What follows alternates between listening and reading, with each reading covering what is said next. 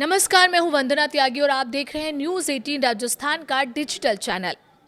Middle east में तनाव हर दिन तेजी से बढ़ता जा रहा है। ईरान ने शुक्रवार को सऊदी अरब के एक एयरबेस को निशाना बनाया।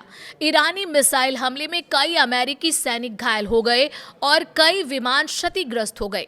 बताया जा रहा है कि प्रिंस सुल्तान एयरबेस पर हुए हमले में ईरानी मिसाइल और मानव रहित ड्रोन का इस्तेमाल किया गया था।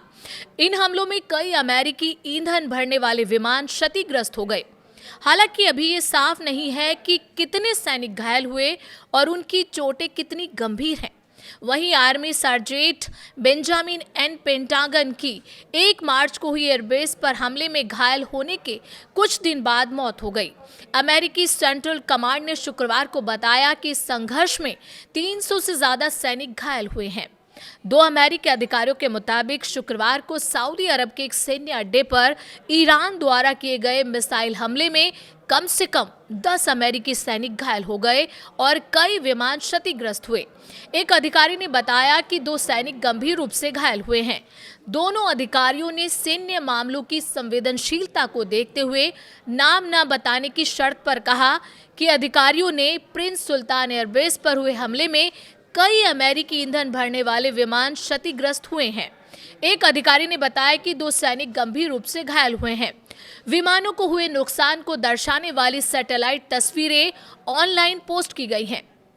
ईरान की मिसाइल और मानव रहित ड्रोन से किए गए इस हमले के ठीक एक दिन बाद राष्ट्रपति डोनाल्ड ट्रंप ने कहा कि ईरान पूरी तरह नष्ट हो चुका है। रक्षा सचिव पीट हेग्सेथ ने भी कहा कि इतिहास में कभी भी किसी देश की सेना को इतनी जल्दी और इतने प्रभावी ढंग से निष्क्रिय नहीं किया गया। अमेरिकी केंद्रीय कमान ने शुक्रवार को बताया कि 1 महीने से चल रहे संघर्ष में 300 से ज्यादा सैनिक घायल हुए हैं। हालांकि अधिकांश घायल ठीक होकर ड्यूटी पर लौट आए हैं। फिर भी 30 सैनिक अब भी काम करने में असमर्थ हैं और 10 गंभीर रूप से घायल हैं। ये पहली बार नहीं है कि प्रिंस सुल्तान एयरबेस को ईरान ने निशाना बनाया है।